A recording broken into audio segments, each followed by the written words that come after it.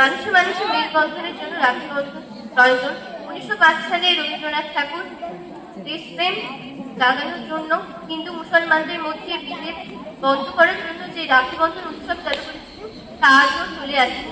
কিন্তু বর্তমানে দেখা যাচ্ছে এই রাখি বন্ধন উৎসব পরেও মানুষে মানুষে রক্তাক্ত ইতিহাস রচনা হয়েছে, এখনো হচ্ছে।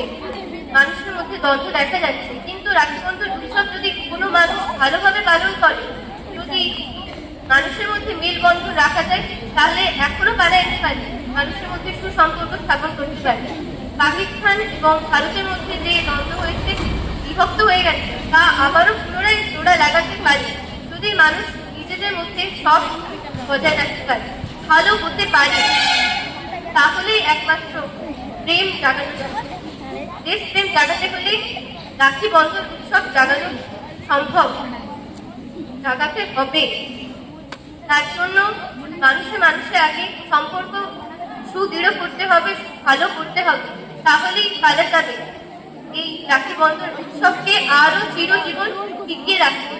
ভালো করতে হবে, মানুষদের মন পিছিয়ে পড়তে চলবে না। এই যুদ্ধকে বন্ধ করতে হবে এবং মানুষের মধ্যে মেলবন্ধন স্থাপন করতে হবে।